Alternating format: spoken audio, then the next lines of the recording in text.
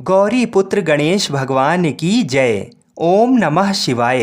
बोलिए श्री शंकर पार्वती भगवान की जय। 28 अगस्त दिन सोमवार को सावन मास का आखिरी प्रदोष व्रत है और ये प्रदोष सोमवार के दिन पड़ने के कारण सोम प्रदोष माना जाएगा। सोम प्रदोष सभी प्रदोषों में सबसे बड़ा माना जाता है। इसका व्रत रखना और सोम प्रदोष की कथा सुनने से अखंड सौभाग्य की प्राप्ति होती है तथा सैकड़ों गौदान एवं सर्व सुखों को देने वाला होता है। इस दिन सोम प्रदोष की व्रत कथा को सुनने से सावन के सभी प्रदोष व्रतों का फल मनुष्य को मिल जाता है। तो आज मैं आपको सुना रहा हूँ सोम प्रदोष की बड़ी ही दुर्लभ कथा। तो इन कथाओं को पूरी श्रद्धा और प्रसन्न चित मन से पूरा अवश्य सुनिएगा। एक नगर में एक वृद्धा निवास करती थीं। उसके मंगलिया नामक एक पुत्र था। वृद्धा की हनुमान जी पर गहरी आस्था थी।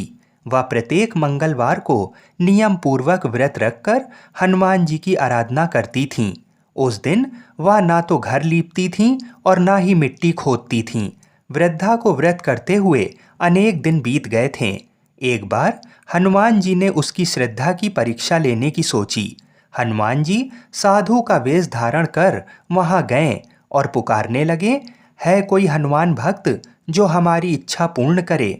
उस पुकार को सुन वृद्धा बाहर आईं और बोली, आज्ञा महाराज। साधु वेशधारी हनुमान जी बोले, मैं भूखा हूँ, भोजन करूँगा, तू थोड़ी जमीन लीप दे। वृद्धा दुविधा में पड़ गईं। अंततः हाथ जोड़कर बोली, महाराज, लीपने और मिट्टी खोदने के अतिरिक्त आप कोई दूसरी आज्ञा दें, मैं उस आज्ञा को अवश्य पूर्ण करूँगी।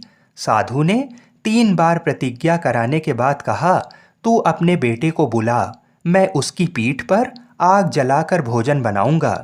वृद्धा के पैरों तले धरती खिसक गई, परंतु वह प्रतिज्ञाबद्ध थीं। उसने मंगलिया को बुलाकर साधु के सुपुत्र कर दिया, मगर साधु रूपी हनुमान जी ऐसे ही मानने वाले नहीं थे। उन्होंने वृद्धा के हाथों से ही मंगलिया को पेट के बल लिटवाया और उसकी पीठ पर आग जलवाई। आग जलाकर दुखी मन से वृद्धा अपने घर के अंदर चली गई। इधर भोजन बनाकर साधु ने वृद्धा को बुलाकर कहा, मंगलिया को पुकारो ताकि वह भी आकर भोग लगा ले। इस पर वृद्धा बहते आंसुओं को पोंछकर बोली, उसका नाम लेकर मुझे और कष्ट ना पहुंचाओ। लेकिन जब साधु महाराज नहीं माने तो वृद्धा ने मंगलिया को आवाज लगाई। पुकारने की देर थी कि मंगलिया दौड़ा दौड़ा आ पहुंचा। मंगलिया को जीवित देख वृद्धा को सुखद आश्चर्य हुआ। वह साधु के चरणों में गिर पड़ी। तब साधु अपने वास्तविक रूप में प्रकट हुए। हनुमान जी को अपने घर में देख वृद्धा का जीवन सफल हो गया। सूत जी बोले, हनुमान जी स्वयं रुद्र रूप हैं, यानी कि शंकर जी का ही रूप हैं। शिव जी और पार्वती जी इसी तरह भक्तों को साक्षात दर्शन देकर कृतार्थ करते हैं। बोलिए शंकर पार्वती भगवान की जय। बोलिए सियावर रामचंद्र की जय। इस कथा को सुनने से मनुष्य बहुत धनवान बनता है और व्यक्ति की सभी बाधाएं दूर हो जाती हैं। तो बड़े प्रसन्न चित मन से इस कथा को सुनिएगा और मन ही मन भगवान शिव और माता पार्वती का ध्यान अवश्य करते रहिएगा। इस बार का प्रदोष सावन का प्रदोष होने के कारण बड़ा ही शुभ फलदायी है। पूर्व काल में पुत्रवती ब्राह्मणी थी। उसके 2 पुत्र थे। वह ब्राह्मणी बहुत निर्धन थी। दैवयोग से उसे एक दिन महर्षि सांडिल्य के दर्शन हुए। महर्षि के मुख से प्रदोष व्रत की महिमा सुनकर उस ब्राह्मणी ने ऋषि से पूजन की विधि पूछी। उसकी श्रद्धा और आग्रह से ऋषि ने उस ब्राह्मणी को शिव पूजन का उपयुक्त विधान बतलाया और उस ब्राह्मणी से कहा, तुम अपने दोनों पुत्रों से शिव की पूजा कराओ। इस व्रत के प्रभाव से तुम्हें 1 वर्ष के पश्चात पूर्ण सिद्धि प्राप्त होगी। उस ब्राह्मणी ने महर्षि सांडिल्य के वचन सुनकर उन बालकों के सहित नतमस्तक होकर मुनि के चरणों में प्रणाम किया और बोली, हे ब्राह्मण, आज मैं आपके दर्शन से धन्य हो गई हूँ। मेरे ये दोनों कुमार आपके सेवक हैं, आप मेरा उद्धार कीजिए। उस ब्राह्मणी को शरणागत जानकर मुनि ने मधुर वचनों द्वारा दोनों कुमारों को शिव जी की आराधना की विधि बतलाई।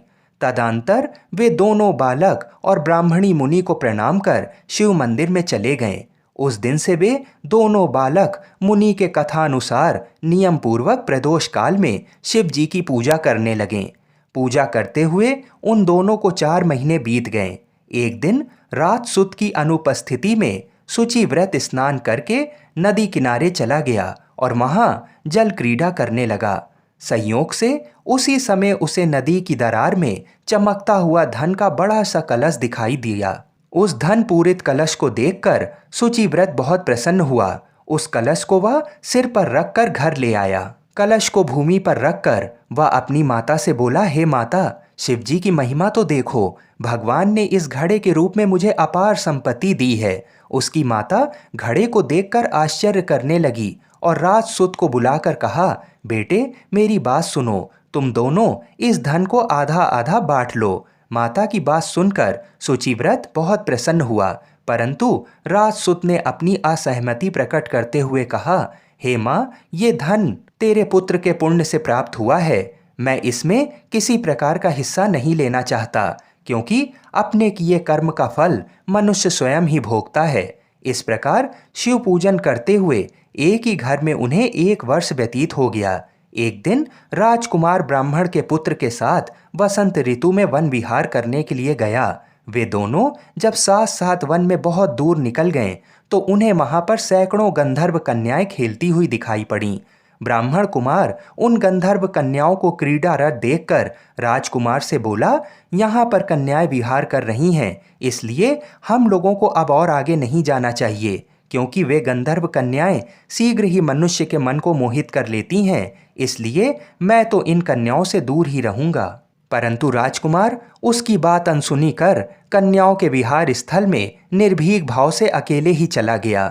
उन सभी गंधर्व कन्याओं में प्रधान सुंदरी उस समय आए हुए राजकुमार को देखकर मन में विचार करने लगी कि कामदेव के समान सुंदर रूप वाला ये राजकुमार कौन है। उस राजकुमार के साथ बातचीत करने के उद्देश्य से सुंदरी ने अपनी सखियों से कहा, सखियों, तुम लोग निकट के वन में जाकर अशोक, चंपक, मौलसिरी आदि के ताजे फूल तोड़ लाओ। तब तक मैं तुम्हारी यहीं पर प्रतीक्षा के लिए रुकी रहूंगी। उस गंधर्व कुमारी की बात सुनते ही सब सखियां वहां से चली गईं। सखियों के जाने के बाद वह गंधर्व कन्या राजकुमार को स्थिर दृष्टि से देखने लगी। उन दोनों में परस्पर प्रेम का संचार होने लगा। गंधर्व कन्या ने राजकुमार को बैठने के लिए आसन दिया। प्रेमालाप के कारण राजकुमार के सहवास के लिए वह सुंदरी व्याकुल हो उठी और राजकुमार से प्रश्न करने लगी, हे कमल के समान नेत्रों वाले, आप किस देश के रहने वाले हैं? आपका यहाँ आना क्यों हुआ है? गंधर्व कन्या की बात सुनकर राजकुमार ने जवाब दिया, मैं विदर्भ राज का पुत्र हूँ। मेरे माता पिता स्वर्गवासी हो चुके हैं। शत्रुओं ने मुझसे मेरा राज्य हरण कर लिया है। ये बात सुनकर कन्या ने विवाह हेतु राजकुमार को अपने पिता से मिलवाने के लिए दूसरे दिन बुलाया। दूसरे दिन गंधर्व कन्या द्वारा निश्चित दिन वह राजकुमार शुचिव्रत के साथ उसी वन में पहुंचा। वहां पहुंचकर उन लोगों ने देखा गंधर्व राज अपनी पुत्री अंशुमति के साथ उपस्थित होकर प्रतीक्षा में बैठे हैं। गंधर्व ने उन दोनों कुमारों का अभिनंदन करके उन्हें सुंदर आसन पर बिठाया और राजकुमार से कहा, मैं परसों कैलाशपुरी को गया था। वहां पर भगवान शंकर पार्वती सहित विराजमान थे। उन्होंने मुझे अपने पास बुलाकर कहा, पृथ्वी पर राज्यच्युत होकर धर्मगुप्त नामक राजकुमार घूम रहा है। शत्रुओं ने उसके वंश को नष्ट भ्रष्ट कर दिया है। वह कुमार सदा ही भक्ति पूर्वक मेरी सेवा किया करता है, इसलिए तुम उसकी सहायता करो, जिससे वह अपने शत्रुओं पर विजय प्राप्त कर सके। इसलिए मैं भगवान शंकर की आज्ञा से अपनी पुत्री अंशुमति आपको सौंपता हूँ। मैं शत्रुओं के हाथ में गए हुए आपके राज्य को वापस दिला दूंगा। आप इस कन्या के साथ 10,000 वर्षों तक सुख भोग कर शिवलोक में आने पर भी मेरी पुत्री इसी शरीर में आपके साथ रहेगी। इतना कहकर गंधर्वराज ने अपनी पुत्री का विवाह राजकुमार के साथ कर दिया। दहेज में अनेक दास दासियां तथा शत्रुओं पर विजय पाने के लिए गंधर्वों की चतुरंगिणी सेना भी दी। राजकुमार ने गंधर्वों की सहायता से शत्रुओं को नष्ट किया और वह अपने नगर में प्रविष्ट हुआ। मंत्रियों ने राजकुमार को सिंहासन पर बैठाकर राज अभिषेक किया। अब वह राजकुमार राज सुख भोगने लगा। जिस दरिद्र ब्राह्मणी ने उसका पालन पोषण किया था उसे ही राजमाता के पद पर आसीन किया गया। वह शुचिव्रत ही उसका छोटा भाई बना। इस प्रकार प्रदोष व्रत में शिव पूजन के प्रभाव से वह राजकुमार दुर्लभ पद को प्राप्त हुआ। जो मनुष्य प्रदोष काल में अथवा नित्य ही इस कथा को श्रवण करता है वह निश्चय ही सभी कष्टों से मुक्त हो जाता है और अंत में वह परम पद का अधिकारी बनता है। बोलिए शंकर पार्वती भगवान की जय। सच्ची श्रद्धा और बड़े प्रसन्न चित मन से इन कथाओं को अवश्य सुनिए। प्राचीन समय की बात है। एक नगर का सेठ धन दौलत और वैभव से संपन्न था। वह अत्यंत दयालु था। उसके यहाँ से कभी कोई भी खाली हाथ नहीं लौटता था। वह सभी को जी भर कर दान दक्षिणा देता था। लेकिन दूसरों को सुखी दिखने वाले सेठ और उसकी पत्नी स्वयं काफी दुखी थे। दुख का कारण था उनके संतान का ना होना। संतानहीनता के कारण दोनों मनी मन घुले जा रहे थे। एक दिन उन्होंने तीर्थ यात्रा पर जाने का निश्चय किया और अपने कामकाज सेवकों को सौंप चल पड़े। अभी वे नगर के बाहर ही निकले थे कि उन्हें एक विशाल वृक्ष के नीचे समाधि लगाए एक तेजस्वी साधु दिखाई पड़े। दोनों ने सोचा कि साधु महाराज से आशीर्वाद लेकर ही आगे की यात्रा शुरू की जाए। पति पत्नी दोनों समाधि लीन साधु के सामने हाथ जोड़कर बैठ गए और उनकी समाधि टूटने की प्रतीक्षा करने लगे। सुबह से शाम और फिर रात हो गई लेकिन साधु की समाधि नहीं टूटी। मगर सेठ पति पत्नी पूरे धैर्यपूर्वक हाथ जोड़े पूर्ववत बैठे रहे। अंततः अगले दिन प्रातःकाल साधु समाधि से उठें। सेठ पति पत्नी को देख वह मंद मंद मुस्कुराएं और आशीर्वाद स्वरूप हाथ उठाकर बोलें, मैं तुम्हारे अंतर्मन की कथा भाव गया हूँ वत्स। मैं तुम्हारे धैर्य और भक्ति भाव से अत्यंत प्रसन्न हूँ। साधु ने संतान प्राप्ति के लिए और शंकर भगवान की निम्न वंदना बताई। वो वंदना है, हे रुद्रदेव शिव नमस्कार, शिव शंकर जग गुरु नमस्कार, हे नीलकंठ सुर नमस्कार, शशि मौली चंद्र सुख नमस्कार, हे उमाकांत सुधी नमस्कार, उग्रत्व रूप मन नमस्कार, ईशान ईश प्रभु नमस्कार, विश्वेश्वर प्रभु शिव नमस्कार। तीर्थ यात्रा के बाद दोनों इस वंदना को करके जब वापस घर लौटे तब कालांतर में सेठ की पत्नी ने एक सुंदर पुत्र को जन्म दिया। शनि प्रदोष के प्रभाव से उनके यहाँ छाया अंधकार लुप्त हो गया और दोनों आनंद पूर्वक रहने लगे। एक समय सर्व प्राणियों के हितार्थ परम पावन भागीरथी के तट पर ऋषि समाज द्वारा विशाल गोष्ठी का आयोजन किया गया। इस सभा में व्यास जी के परम शिष्य पुराण वेक्ता सूत जी महाराज हरि कीर्तन करते हुए पधारे।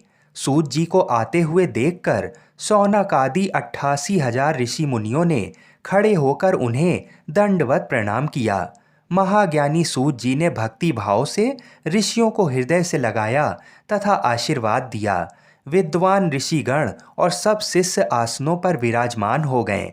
शौनक आदि ऋषि ने पूछा, हे पूज्यवर महामते, कृपा ये बताने का कष्ट करें कि मंगलप्रद कष्ट निवारक ये व्रत सबसे पहले किसने किया और उसे क्या फल प्राप्त हुआ। तब श्री सूत जी बोले, आप सभी शिव के परम भक्त हैं। आपकी भक्ति को देखकर मैं व्रती मनुष्यों की कथा कहता हूँ। इसे ध्यान से सुनो। एक गांव में अति दीन ब्राह्मण निवास करता था। उसकी साध्वी स्त्री प्रदोष व्रत किया करती थी। उसे एक ही पुत्र रत्न था। एक समय की बात है, वह पुत्र गंगा स्नान करने के लिए गया।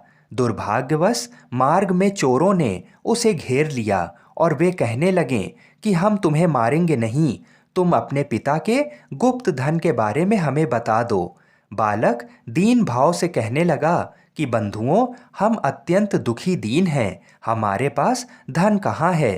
तब चोरों ने कहा कि तेरी इस पोटली में क्या बंधा है। बालक ने निसंकोच कहा कि मेरी माँ ने मेरे लिए रोटियां दी हैं। ये सुनकर चोरों ने अपने साथियों से कहा कि साथियों, ये बहुत ही दीन दुखी मनुष्य है, अतः हम किसी और को लूटेंगे। इतना कहकर चोरों ने उस बालक को जाने दिया। बालक वहां से चलते हुए एक नगर में पहुंचा। नगर के पास एक बरगद का पेड़ था। वह बालक उसी बरगद के वृक्ष की छाया में सो गया। उसी समय उस नगर के सिपाही चोरों को खोजते हुए उस बरगद के वृक्ष के पास पहुंचे और बालक को चोर समझकर बंदी बना राजा के पास ले गए। राजा ने उसे कारावास में बंद करने का आदेश दिया।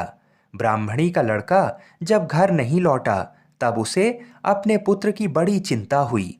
अगले दिन प्रदोष व्रत था। ब्राह्मणी ने प्रदोष व्रत किया और भगवान शंकर से मन ही मन अपने पुत्र की कुशलता की प्रार्थना करने लगी।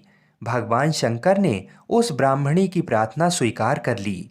उसी रात भगवान शंकर ने उस राजा को स्वप्न में आदेश दिया कि वह बालक चोर नहीं है, उसे प्रातःकाल छोड़ देना, अन्यथा उसका सारा राज्य वैभव नष्ट हो जाएगा।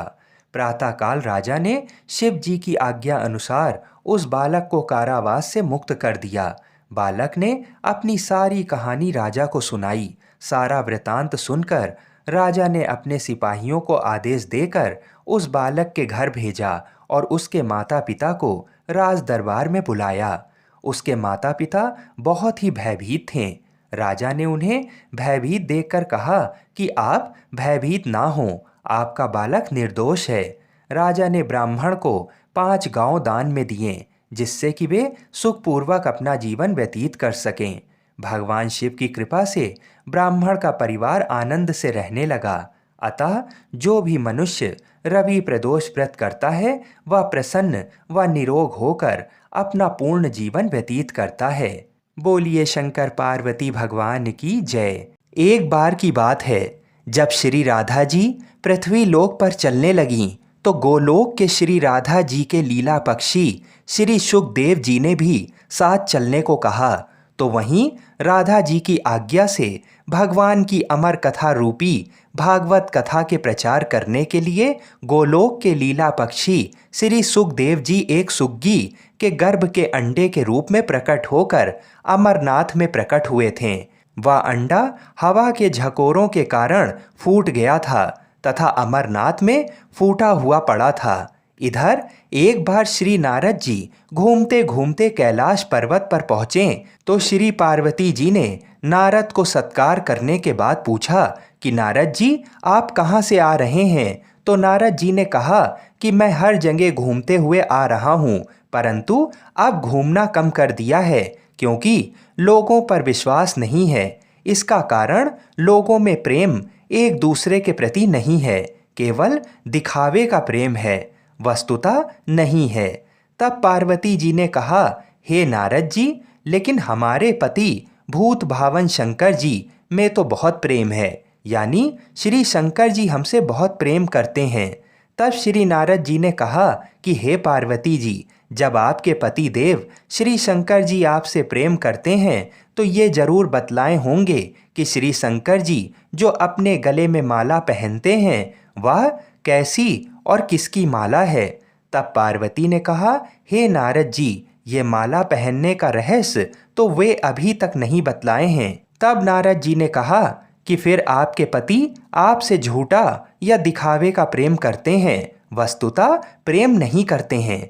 इतना कहकर श्री नारद जी वहां से चल दिए। इधर वहीं एक बार पार्वती जी ने भोलेनाथ से अनुरोध किया कि कृपा ये बताइए कि आपके गले में किसकी माला है तथा ये वर दें कि हे स्वामी, मुझे आपसे वियोग नहीं हो और हमेशा आत्मज्ञान बना रहे, इसका कोई उपाय बताएं। आगे श्री शंकर जी ने कहा कि इस आत्मज्ञान को मैं समय से बतलाऊंगा, परंतु श्री नारद जी द्वारा जो भेद वचन है उन भेद वचनों के समाधान को करते हुए श्री शंकर जी ने कहा कि हे पार्वती, ये हमारे गले में जो मुंडों की माला है वह मुंड माला तुम्हारे ही मुंडों की है, जिनको मैंने तुम्हारे बार बार मरने पर तुम्हारी यादगारी में माला के रूप में धारण किया है, क्योंकि मैं तुमसे अति प्रेम करता हूँ। तब पार्वती जी ने कहा कि मैं बार बार मर जाती हूँ और आपकी मृत्यु नहीं होती, इसका कारण क्या है। तब श्री शंकर जी ने कहा कि हे पार्वती, मैंने अमर कथा सुना है जिससे मैं अमर हूँ। ये घटना सुनकर श्री पार्वती जी ने अमर कथा सुनने के लिए श्री शंकर जी से प्रार्थना की। तब शंकर जी ने कहा, हे पार्वती, इस समय मैं तुम में अमर कथा सुनने का पूर्ण लक्षण नहीं देख रहा हूँ, फिर भी तुम्हारे आग्रह करने के कारण मैं अवश्य कथा सुनाऊंगा। यानी आज आपको अति गोपनीय कथा सुना रहा हूँ, जिसको सुनकर तुम भी अमर हो सकती हो। इसलिए आप जरा बाहर देख कर आइए कि कहीं कोई और तो नहीं है। श्री पार्वती जी ने बाहर आकर चारों तरफ अच्छी तरह देखा तो वहां एक सुख सावक के विगलित अंडे के सिवा कुछ नहीं था। उन्होंने श्री शंकर जी से कहा कि बाहर कोई नहीं है। तब बीच बीच में पार्वती जी कथा सुनने के दौरान हुंकारे भरती थीं। दसम स्कंद की समाप्ति पर वे निद्राग्रस्त हो गईं, यानी पार्वती माता को नींद आ गई। एवं 12वें स्कंद की समाप्ति पर पार्वती जी ने शंकर जी से कहा कि हे प्रभु, क्षमा करेंगे, मुझे दसम स्कंद के बाद नींद आ गई थी, मैं आगे की कथा नहीं सुन सकी हूँ। अर्थात श्री कृष्ण उद्धव संवाद जो 11वें स्कंद में है उसको मैंने नहीं सुना तथा 12वें स्कंद की कथा भी नहीं सुनी। इधर ये जानने हेतु कि फिर कथा के बीच में हुंकारी कौन भर रहा था। अगर पार्वती माता सो रही थीं तो बार बार हुंकारी कौन भर रहा था, ये प्रश्न दोनों के मन में जागा। ये जानने के लिए शिवजी बाहर निकले। उन्होंने एक सुंदर सुख सावक को देखा, यानी एक तोते के बच्चे को देखा। श्री शंकर जी ने पार्वती जी से पूछा, आखिर ये सुख सावक कहाँ से आ गया। पार्वती जी ने विनीत वाणी में कहा कि ये तो विगलित अंडे के रूप में पड़ा था तथा श्री भागवत कथा रूपी अमृतपान से जीवित हो गया। इस प्रकार अमर कथा की गोपनीयता भंग होने से शंकर जी सुख सावक को पकड़ने के लिए झपटे। सुख सावक उड़ गया और उड़ते उड़ते भय से श्री बद्रिक आश्रम के निकट स्थित व्यास आश्रम पर श्री व्यास जी की पत्नी पिंगला के मुख में प्रवेश कर गया।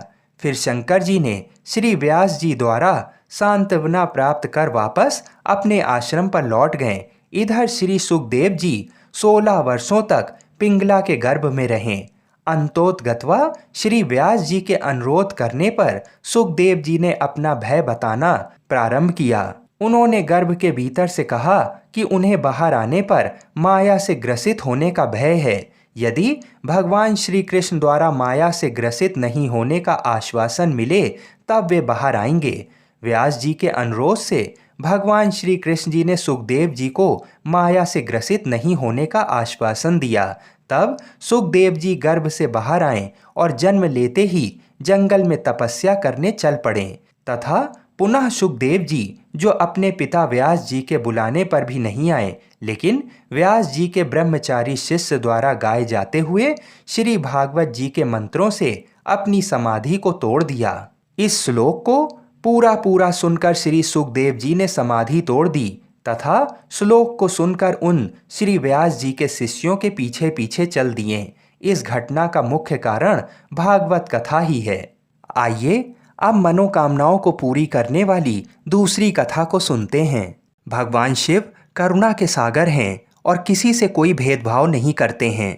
एक बार गजेंद्र नामक एक असुर था। गजेंद्र ने बहुत तप किया और शिव से ये वरदान पाया कि वह जब भी उन्हें पुकारेगा शिव को आना होगा।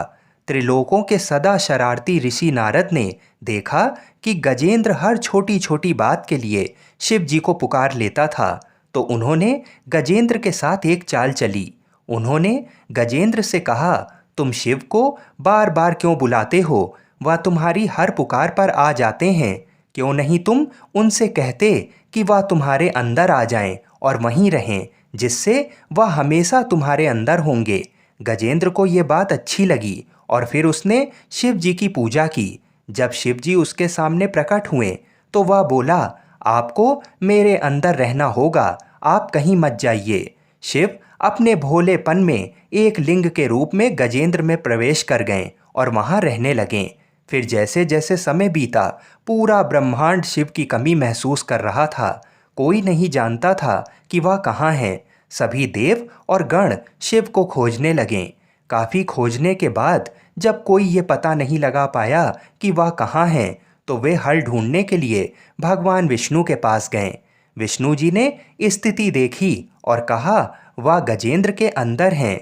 फिर देवों ने उनसे पूछा कि वे शिव को गजेंद्र के अंदर से कैसे निकाल सकते हैं, क्योंकि गजेंद्र शिव को अपने अंदर रखकर अमर हो गया था।